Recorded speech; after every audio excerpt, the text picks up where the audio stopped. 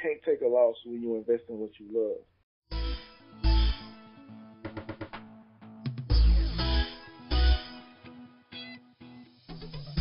I'm Maria. And I'm Renee, and you're listening to Adult Tea. All right, welcome back, everyone, to this week's episode of Adult Tea. Please do not forget to follow us on Instagram and Twitter at Adult Tea. Don't forget to like our page at facebook.com/theadulttea. And don't forget to check out our website at adulttea.com. We are so excited about this week's episode because this is our first week for having a guest. So, our guest, would you like to introduce yourself? Hey, what's up, everybody? My name is Team Skrilla, and I'm a hip-hop artist, and I'm glad to be here on Adult Tea. And Maria? Some listeners, welcome back to the show. We hope you enjoyed this episode. We have a special guest, as they say. Skrilla is joining us, and we're happy to have you on the show. So before we just dig into, our regular topics of podcasts and finance, we want to ask you a couple of questions, Skrilla. So, first things first, you're a rap artist. We know this. How did you know that this was a passion? Well, it all started when I was young. I had to be around maybe 5, and it was just something that I would do on my free time. Like any other kid, I was exploring different things, going outside too, having fun, but it wasn't anything like creating my own music. I was so into rap music because that's what I listened to growing up that I said, I'm going to just try to create my own song. So it started at home, and I just kept writing, kept trying to make beats and stuff, trying to imitate the music that I heard. And so throughout my life, it's just always been this itch that I needed to scratch. But it wasn't until about 2013 when I really said, okay, this is serious, because people started really listening. People was really supporting, and I'm like, yo, I can't waste their time and mine. This is what I've always wanted to do. I just didn't really think it was possible. But once I put my mind to it, I was like, okay, this is what I really wanted to do. This is what I really want for myself. So that's kind of how it started. That's crazy. 5 years old. I can't even remember what I was doing at 5 years old, and you remember that you wanted to be a rap artist at 5 years old. I am so not consistent on what I want to do with life. So, yeah, it is very commendable because I don't, Yeah. That's pretty amazing. I know, it's and it wasn't that clear then, because as a child you had these dreams. I remember my older sister just asking me, she was like, what you want to be when you grow up? And she said this verbatim. I just was like, I don't know, but I know I'm going to be a businessman. I'm going to own my own business. And I'm going to have to be 5. So I always saw more in myself than just being a rapper, but music was my driving force for everything. If I did anything outside of music, I always looked at myself like, I'm just a rapper doing this. I'm in my mind, I'm just a rapper going to high school. I'm just a rapper playing basketball, but it wasn't until I took it serious that people saw that. Because at first they'll just be like, oh, he play basketball and he can rap. Or, yeah, he's in school, but he can rap. But I wanted to flip it. So I didn't really know for a fact that that's what I really wanted to do. But just by my actions, it was clear as day. That was the only thing that I ever wanted to do, was just make music. So, yeah, it's pretty bizarre. That's incredible, honestly. And it's crazy that you said you wanted to be seen as a rapper first. So it's I'm a rapper doing this. I'm a rapper going to high school. That's amazing to me. It's crazy that you knew that so young. Right. That's amazing. But you talked about doing things outside of rapping, and a few years ago I saw that you started a program called Better Off in College. And I was just wanting to know, is this something that you still do? What motivated you to start this program? And what's really the purpose of it? Yeah, good question. Yeah, I think it was 2011 when I officially started it. It started from a conversation that I had with my cousin Joseph. Shout out Joe. We were just bouncing ideas off each other, and we was like, man, we want to do something because, I mean, for those that don't know, I went off to college in 2010, and so I went to Jackson State University, and once I went there, it was just a different experience. And when I went back home, I'm like, yo, like, we need to tell the kids back at home, like, what it's like now. I mean, because just to hear it from a young person's perspective is different. You know, we are connected. We're like 2 years apart. You know, we understand the slang. We know the culture. We know what's going on. They'll listen to us versus their teacher who hadn't been in college for 15, 20 years telling them this is what college is like. That's not an accurate description of what it is today.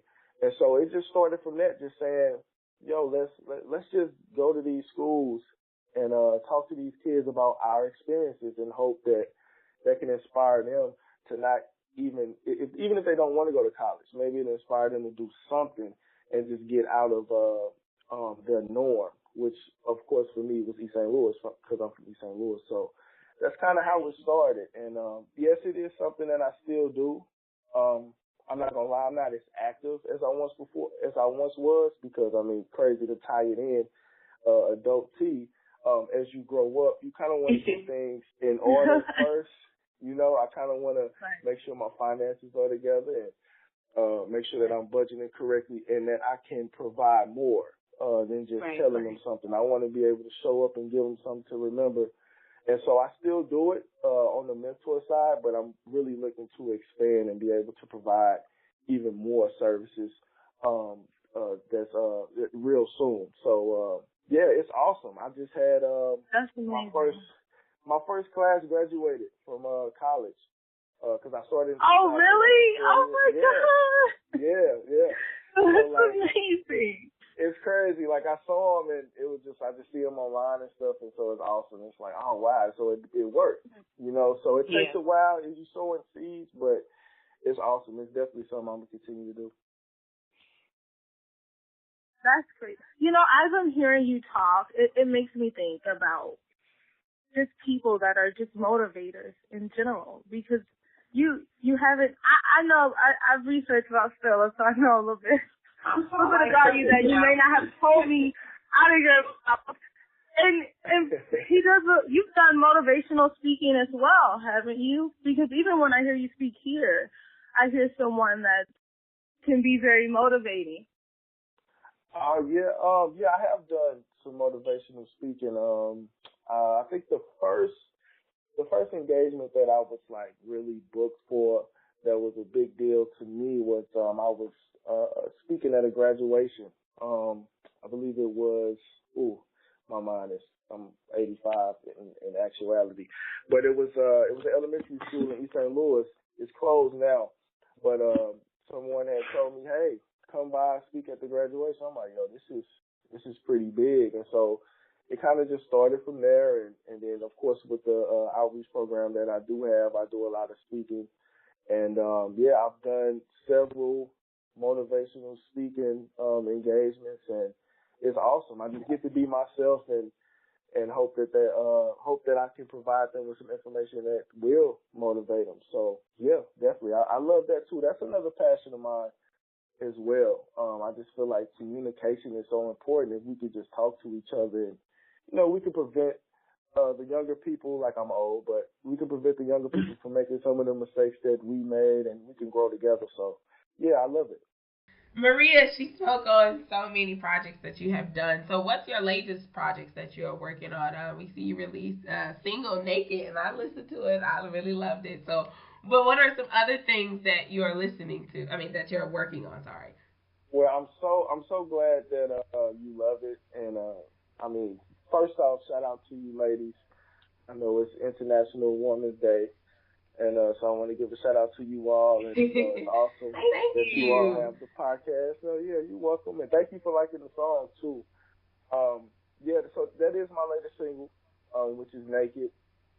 It's produced and written by me. Just something that I really wanted to put out, just an observation of myself with social media becoming so popular. I just wanted to kind of put that message out there to let ladies know, hey, there's still guys out here that don't really care about the world's perception of what beauty is, and you don't have to succumb to all of that. So I'm real big on that.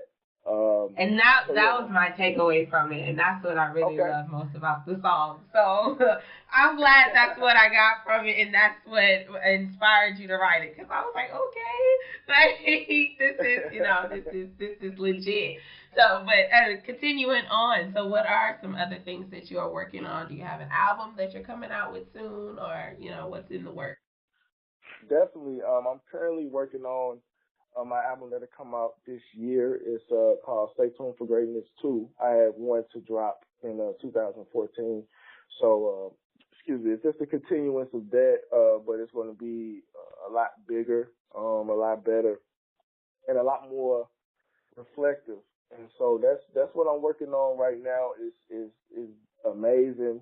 Some of the things that I'm talking about, I'm glad that I was able to grow as a person in these 3 years and as an artist. So I'm very excited about this new album. It's going to be amazing. Not to toot my own horn, but I kind of look at my music like I'm a fan as well. I just try to create the music that I want to listen to. So I have to like my music because it's like, right. I'm a fan, I just kind of remove myself from the music sometimes. So yeah, right. I'm looking forward to dropping that real soon. And with me having a partnership with Elite Class Production, it's going to be bigger. It's going to be on all platforms, and we're going to travel with it. So yeah, it's going to be huge. I'm just getting everything ready.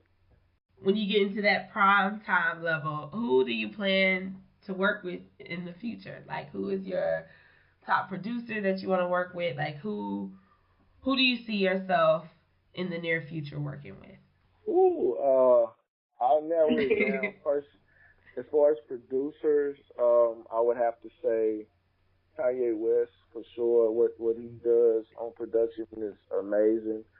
Right. He really opened my mind up to different sounds when I was younger, because I was listening to a lot of Southern-based music because, as Maria knows, we're from East St. Louis. It's kind of like the South, but we're in the Midwest, and I know you're from the South as well.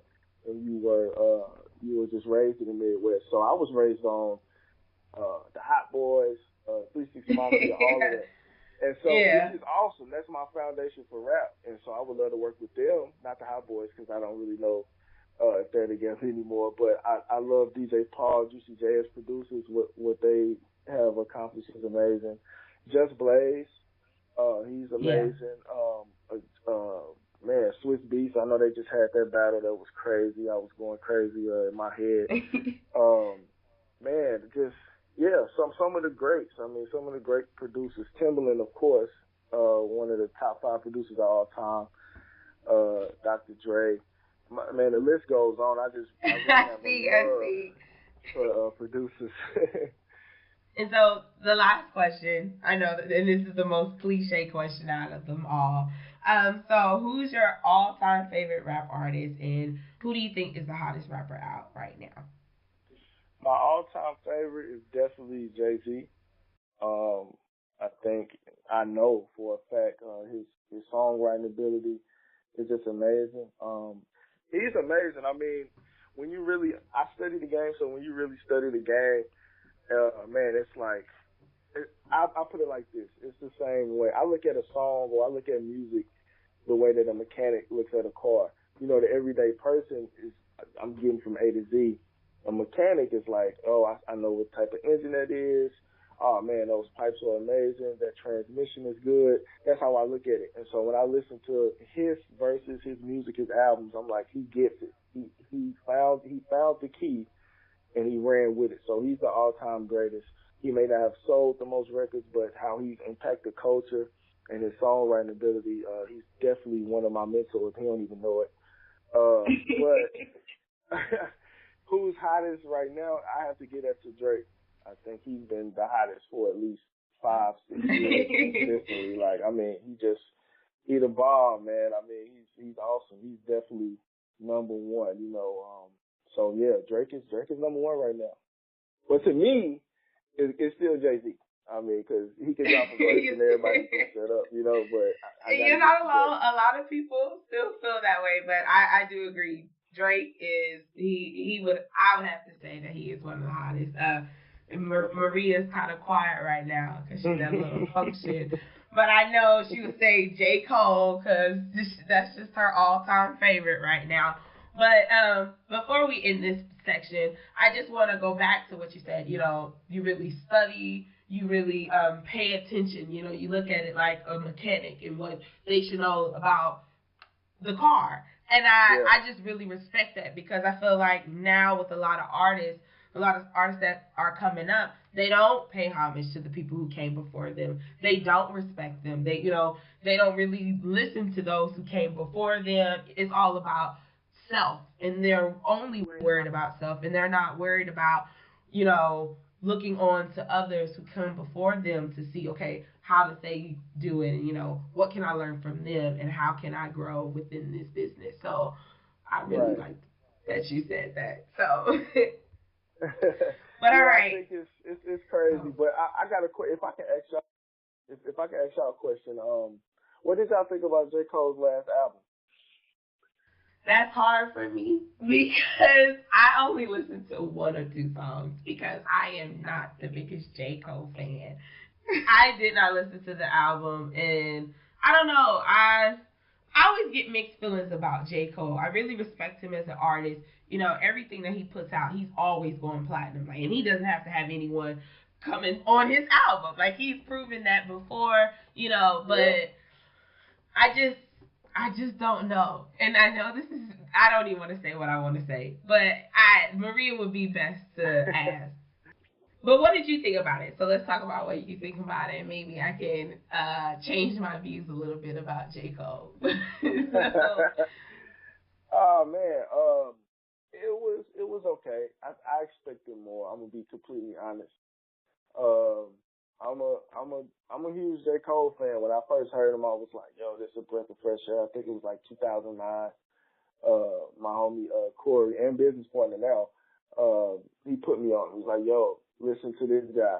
And I heard his mixtape, The Warm Up. So I've been a fan since then, and I love it. But I didn't think his last album was as strong as I would like it to be. I think it was cool, and I was excited to listen to it. I bought it, put it in my car, rode to it, and it didn't really have that big replay value that I wish it did. So yeah, it was okay. I wish it was better. I only heard it like twice all the way through because I just didn't have the desire to listen to it again, and that could just be me being nostalgic. A nostalgic J. Cole fan, but it was okay. It was all right. I was definitely like, oh, okay, cool. My album definitely gonna be harder than that. So I had to put that out there. On my competitive side, I'm like, yo, yeah, definitely. Even if he don't hear it, I need to know that my album is better than J. Cole's because I really look up to him lyrically. I love what he does on the low for the community, but that album wasn't as strong as I liked it to be. And I don't know if this just happens with artists over time, but I feel like he started to drift away how he was lyrically before, and that's why I really couldn't get myself into this new album. Like, I really liked that the song that he came out. I wish it wouldn't have to be like this, be like this, be like, you know what I'm talking about? Yeah, I can't think of the name of the song. False Prophets. There we go. Yeah. It was a dope song, but then I didn't really like the other song that keeps playing on the radio. What's the name of that song? It's so hard for me to think of stuff off the top of my head. I can't think of it either. I know what you're talking about. It has the backdrop of Bryson Tiller's song. It has that beat to it. Yeah, but I can't think of it. But I don't really like it. And that's I don't know. I feel like he's been drifting far away. But I feel like that's with a lot of artists. Like, I'm a huge Big Crit fan. And I haven't really been listening to a lot of Big Crit music either because I feel like he's drifted a little farther than what he started off with. And so I try to remain a loyal fan. But I don't know. I'm a fan of the underground, so like everybody who's always starting up something and their music, I engage with that music so much more because it's just so much more passionate, and you can hear it in the production, you can hear it in their lyrics. So I don't know. Yeah, But it's like that hunger. So, and as an artist, that is like one of the things that I fear, like somebody just being like, "Yo, you was just so hard like 5 years ago. What happened or something?" I'm just thinking I'm killing it, and it's like in reality, I'm living in some fantasy world where the music is not that good. Like, cause I think it's possible. I think you can live in your own bubble. Not saying that that's what J.Cole is doing or anybody else is doing, but I think you can like really live in your own bubble artistically, and you're not taking into consideration that your core fans are not going to really appreciate it. So I completely understand. I feel that way about some artists, definitely. But man, yeah, I hope that never happens to me. And shout out to you for loving the underground, because I definitely need you as a fan. And you know what? Like I said, I was enjoying the music. I sampled a lot, and so look, you got a new fan in me. So, but I'm glad we're transitioning into talking about rap, because this is where we get into our section where we start talking about pop culture. And so, have you been up on the Remy Ma and Nicki Minaj beef, to switch it to female rappers? Of course. Yes, I am. So, are you picking sides, or are you like you're in the middle, or what's your take on this? Oh man, I'm not. I wouldn't say I'm picking sides. I'll just just tell you my perspective of it. I think Remy Ma definitely bodied that joint that she did with the Sheepa. I heard it. It was just 7 minutes of just disrespect. It was crazy. But I don't want to live in the moment. Two things that I know for a fact about music, because like I said, I study music, is that it's all about how dope the song is. When Drake put out Back to Back, it was a great song. And I know Remy's whole take is, bars, and I'm all for that. I love bars myself. But I have to be completely honest, Nicki Minaj has dropped better songs. And I mean, hey, I should salute to Remy Ma for being in jail for 7 years and coming out and just doing her thing. Like, that's amazing. I know people that come home and can't even get a job, but it's like she just really blew up and just reinvented herself. But as far as songs is concerned, I just, like P. Diddy said, it's only the songs matter. You know what I mean? It's all about the songs. So I don't know. I wish Nicki would respond, but I think it's all about perspective. I think she's probably just thinking, I got to stay focused on my goal. And maybe her goal was to become the biggest pop artist. Maybe her goal was to become this mogul, and she's past the rap. But of course, I'm a rapper, so I like them balls. Right. And that's what a lot of people keep saying. Like, she has to do it for the culture. And I've always been a Nicki Minaj fan. And like you said, she does put out a lot of hot songs. That's like even her, I guess, initiating the diss on Gucci Mane's song. They play that song on the radio more than they play Sheether. So, you do have to put in something that's catchy, something that's going to get radio play. So, yeah, Remy Ma bodied her nonetheless, but she didn't put out something that, could be put on the radio for years to come and to listen to. But Nicki Minaj, I would have to say, she needs to at least drop something else for the culture. Because she may, she is in that mogul lifestyle now, and she can be classified as a pop artist, but that still never stopped anyone else who was the hottest, or who were at that level, and they did a clapback. So it's rap. She still has to come with something. She can't just say anything, or then she just officially declassifies herself as a rap artist, because that's part of the game. It really is. So, and I guess I have to go back to what she said on that Gucci Mane record, where she said, to be the queen of rap, you gotta sell plaques. But so she put it out there, so she's still acknowledging that she's a rapper. So I'm expecting her to clap back, you know what I'm saying, and come hard. What I suspect is that she's probably going to drop like a super dope song, throw a couple bars in there, maybe 2-4 bars that we know is about Remy, and just keep it moving. And it's probably going to be amazing. But hey, I don't know. We'll see. I'm confident she'll drop something, but like you said, we shall see. But to switch gears a little bit on the pop culture topic, myself, you, Maria, we all went to HBCUs. I actually went to Jackson State for my first 2 years in college, What? but I transferred. Yeah, I transferred after my sophomore year, but I won't go into that. So, and then I ended up going to Lincoln, and that's where I met Maria, and that's when we became good friends and everything. But as our pop culture topic, we have, we saw that the HBCU presidents, they went to the White House and they were able to meet with Donald Trump. And coming back from that, the president of Morehouse, he put on record, he felt like they were being used and it was just for show, and they didn't go there and actually talk about what's most important. And I guess they're saying his contract was supposed to be done sometime soon, anyways, but he ended up getting fired, and so a lot of people are saying, "Oh, that's why he got fired." But what's your whole take on this? Oh well, I love Jackson State. I love HBCUs. I love the opportunities that they give to young black people from areas like mine and areas that's not like mine. I just think it's dope that we can all have just this sense of community, because I know that's where we come from, being that Right. we are from Africa. This community is the biggest thing. It's about family.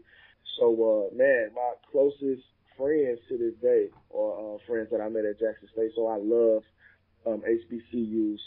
Now my take on the whole thing with the HBCU president meeting with Donald Trump and it being for sure, I will give them credit for doing that, as opposed to, let's say, a Kanye West or I don't know, whoever else he had met with, took pictures Steve with Harvey. things like that. Yeah, like Steve Harvey and all that, because those are entertainers. And not saying we don't have anything to contribute, but it's kind of like that's not their lane, So I'm glad that Donald Trump was able to meet with them and really see us more than just entertainers. That's good. I'll give him credit for that. But however, I do think it was for sure. I have to be 100. I mean, just me going to Jackson State. One thing that I didn't like is this.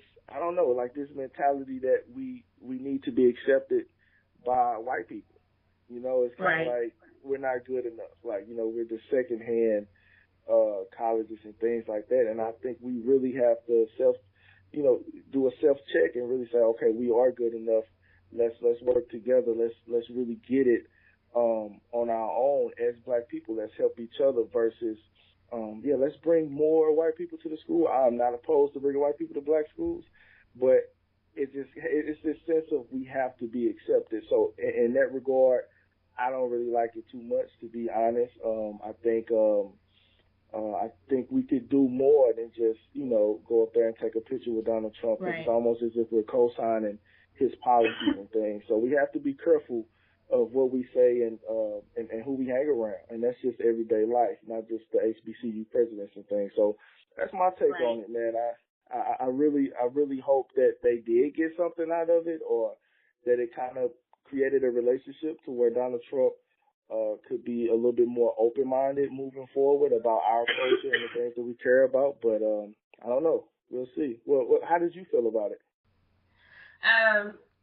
I felt the same way because it did seem like a lot of show. I know when I read a lot of articles, a lot of people noticed that their agenda was messed up. They were supposed to meet with certain people and talk about policy, but it became more of go here, visit this, take a picture, and they didn't really get to sit down and talk with like the Secretary of Education. They didn't get to have those meaty conversations as they were told that they were going to have. It was more of take this picture with me, we're signing this executive order. So I was a little upset because having gone to both with Jackson State and Lincoln University, knowing Jackson State, they often get shorted funding because Ole Miss, they want Ole Miss to be the top school, the better school, and they look at Jackson State as a second hand school. And then on the flip side, at Lincoln, they treat Lincoln University the same way as Mizzou. Oh, that ghetto school, this is that. whatever the case may be, and our funding is always so shorted. And so that's why I'm so mad, because I wish they would have had those conversations. I want to know that, my alma mater still stands because they can fund for the university. Most HBCUs have been around longer than most state universities. So it's important for them to be around, and it's important for us to no longer to be treated as secondhand universities, because we are not secondhand universities. Sometimes we often get treated like we're for-profit universities, and it's like, no, we have a long-standing history that dates back to the early 1800s, and most of them the late 1800s. So a lot of universities have been around for over 100 years, and they owe us respect, and they owe us a lot more respect than what they gave us with the little show they put on. So yeah, I didn't like it either. I was quite upset. So yeah. Oh yeah, it's tough. But just moving on with everything and continuing on and sticking to the theme of the show, as you know, it's called I'm a Pusher. And so we want to talk about staying motivated. So how do you stay motivated in what you do? Like right now, my profession, I teach. So oftentimes it can be, disheartening when I go in my classroom and I'm trying to teach my students, to aspire to be more, and they don't want to. And so I have to motivate them, and I have to motivate myself to keep teaching. So how do you stay motivated, and how would you encourage others to stay motivated? Oh man, good question. I stay well, for one, I don't stay motivated because I have moments where I'm not motivated, but I always try to get back on track, and so I want to make sure that I say that, because I know in the era that we lived in, it's kind of like the perfection era. Everybody wants to be perfect. So for one, I commend you for even saying that, some days you ain't really feeling it. And I think that's normal. And so, I try my best to stay motivated by just remembering why I do what I do, and, staying true to what I believe in, and staying true to what's in my heart. Like, it's almost like breathing. It's you don't even have to think about it when it's something that you love to do. And I think we can always get distracted. I mean, especially now we have so many distractions.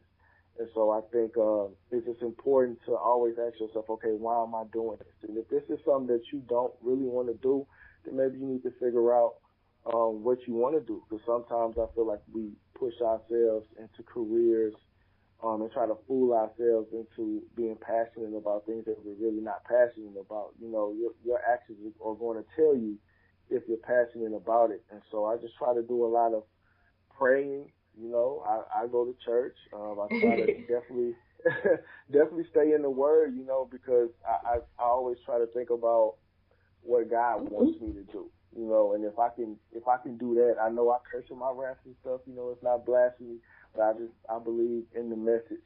And so if I can just continue to stay focused and say, okay, it's people out here that really need me to say something. So let me continue to speak. I don't want to stop and be responsible for someone not getting the necessary information that they need to be successful. So that's what keeps me motivated, and just the love, my passion for people, my passion for music, it drives me. I've never thought about quitting. I may have moments where I ain't feeling it. I don't want to go to the studio. I ain't think about creating. I just kind of want to live my life for a moment. But we always have those get back moments where it's time to get back. And honestly, that's what my album is about. It's about, not being motivated and getting up and getting it, because it's what you want to do. It's what you love to do. So that's how I stay motivated. So what would be some tips? Like, what's your number one tip that you would give to someone if they are, becoming less motivated in what they're doing in life? Well, from just a personal perspective, I would have to say, think about what you love to do when you were young, because when you're young, you're not really that affected about what's going on in the world. You don't have, hopefully, most young people don't have people that's just talking down on them, telling them, hey, you can't do this, you can't do this. Your imagination is just so broad. So I would say, revert back to your younger self as far back as you can remember. And what were you doing? What were you interested in? Was it plants? Was it animals?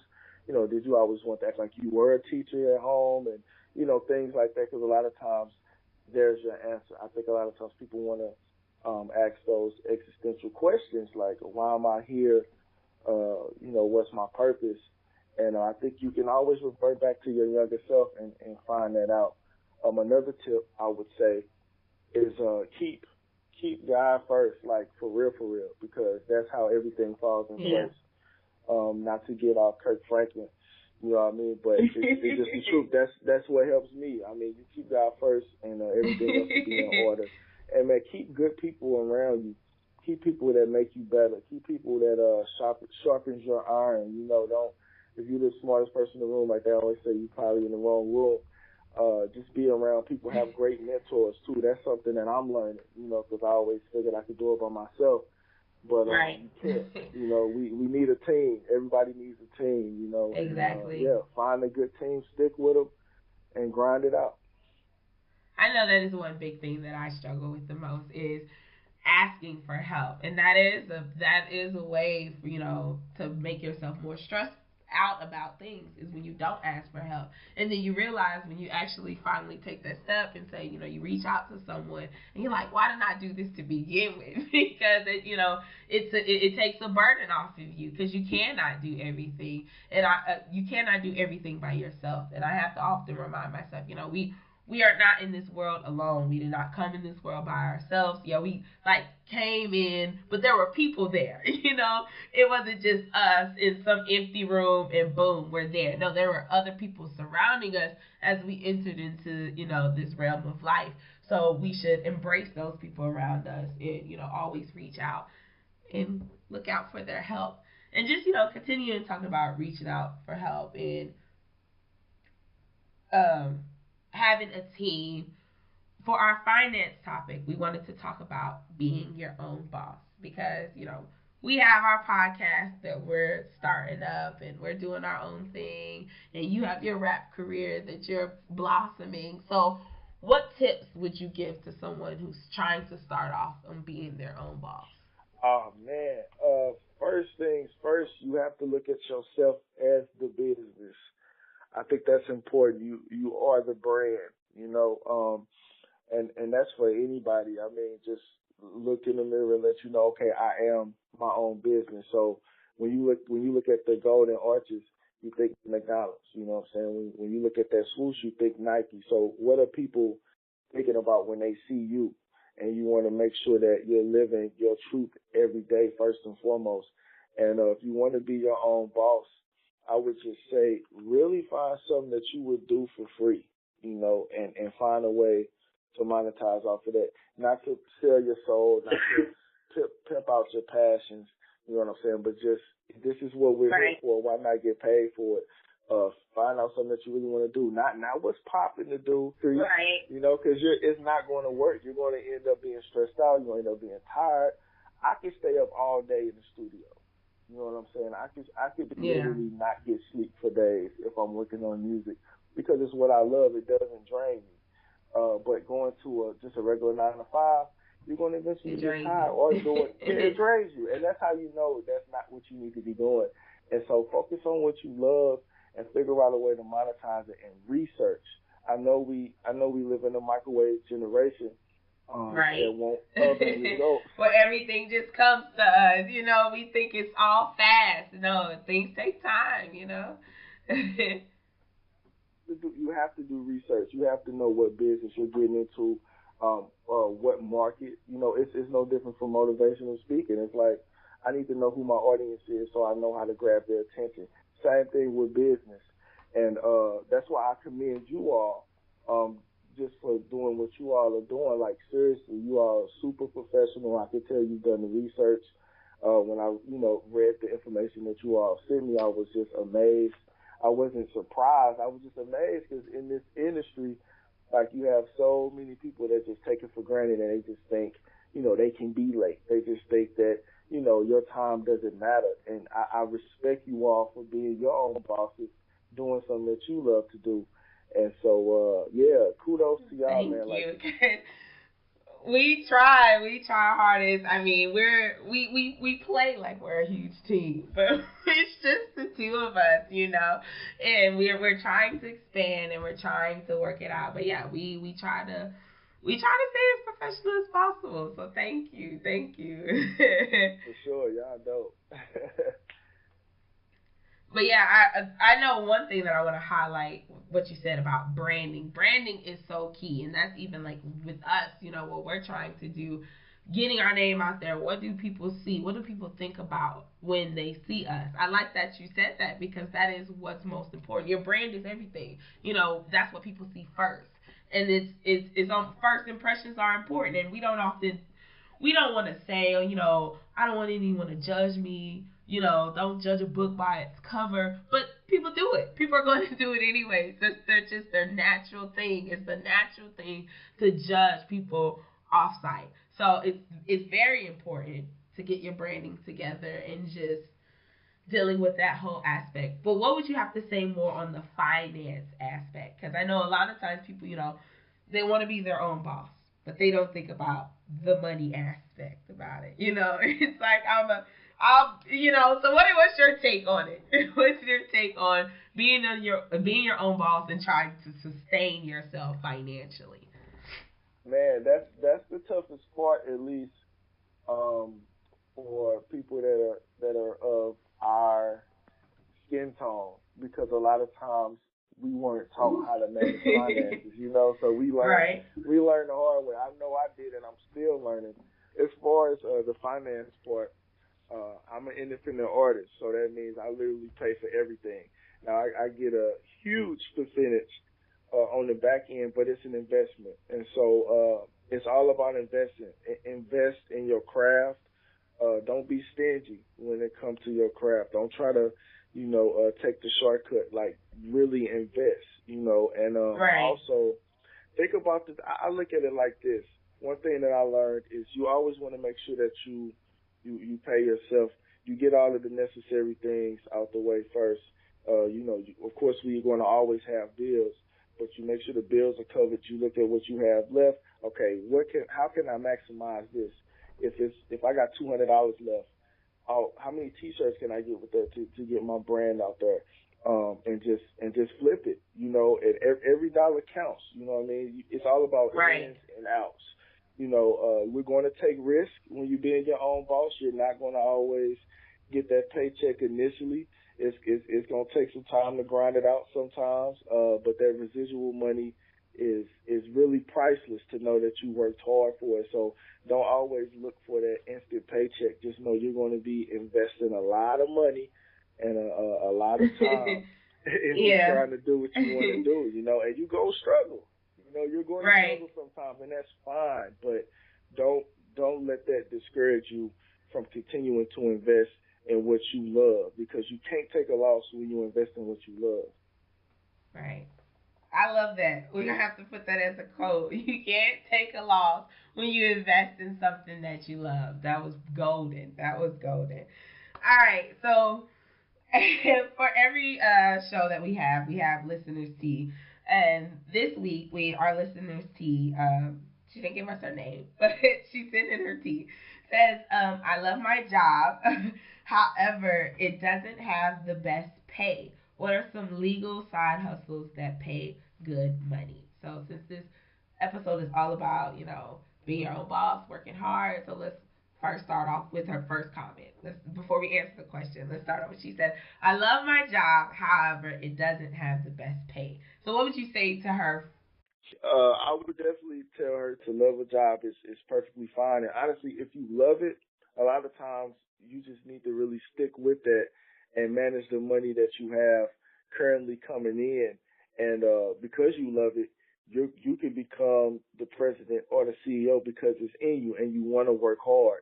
So I don't want to, tell her to get distracted on anything, because it depends. Like, if you really love your job, I would say really stick in that field. Not necessarily as a job. You can find another job in that field that probably pays more, of course.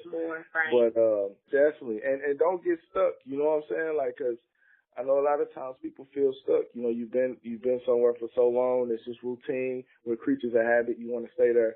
But always look for elevation. Is there room for me to move up in this company that I'm working with? How is this company reinvesting in me? How can I benefit? Am I getting knowledge? Am I really learning what I want to learn in this field?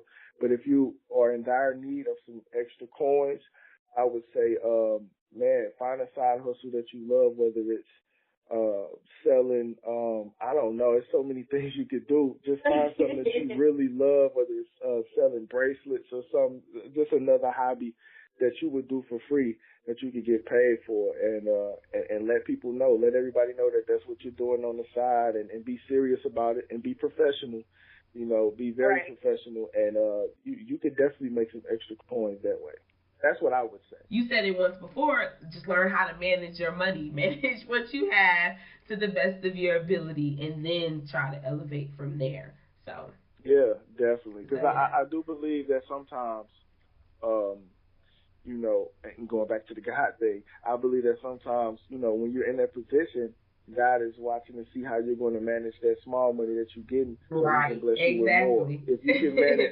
If you can manage that little money and really get by and live decent, then it's like, okay, cool, I can trust her with more. So just stay the course, follow your heart. If that's really what you love, stick with it, and I promise you it'll pay off in the long run. Right.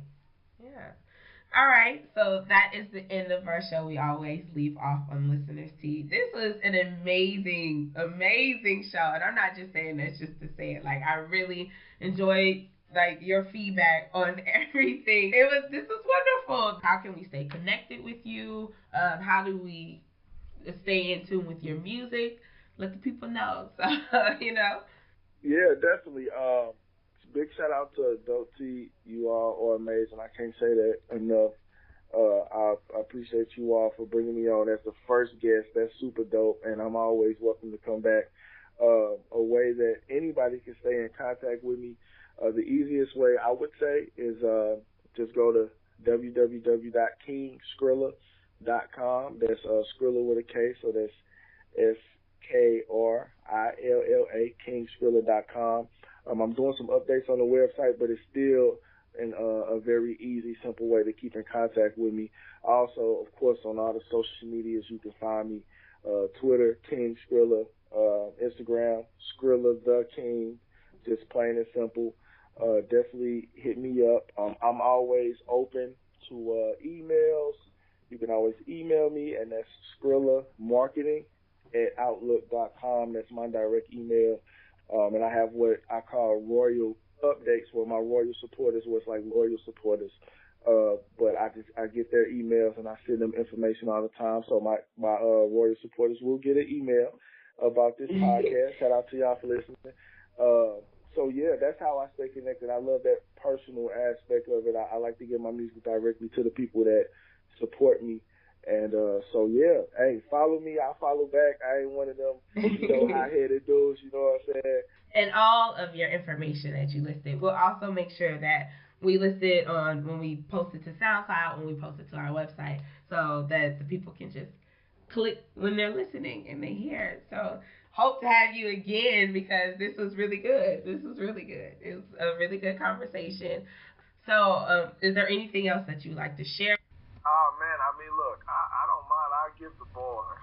I'll give a quick little 16, a little more for sure. When you're on the quest to be successful, some people might find it odd how everything and everybody seems to come after your job. My family rarely see me, friends thinking I'm trying to hide. I tell them, no feel, no way, man, I barely have time for God. Hold up. Imperfections of a very great man that just want to be greater so much to change my behavior. Sometimes I pray to my Savior and ask for understanding. The stuff I deal with is real, you may not understand it. And I got haters that just really want to see me vanish. My fans want to see me be the biggest on the planet. So no, I can't play like Hamlet. I'm really on it, because you can't hold me back from nothing if I really want it. I got plans, little homie, I got plans. Independent artists advancing with no advance. I rep in East St. Louis, but you think I'm from Chicago, because I do it for my city to show them we got a chance. Yeah, purpose driven, honing in on what I'm meant to do. Tunnel vision, loved ones in my peripheral. Sometimes I swear I really think I got it backwards. So worried about staying focused, I swear it comes with distraction. So I apologize if this message gets you down. That I focus on my life so much I'm rarely ever around. Just a message to my people out there. Hold me down. I promise I won't forget you whenever I get the crown. I loved it. Thank you so much. That was everything. Thank you for this interview. Well, that was great. That was a perfect way to end it off. Right? All right. We will list all his information that he has listed on here on the podcast. Don't forget to go to our website at adulttea.com for more information. Don't forget to follow us on Twitter and Instagram at adulttea. And don't forget to like our page on Facebook at facebook.com/theadulttea. Once again, thank you so much, King Skrilla. Like, I love this. This was wonderful, and thank you so much.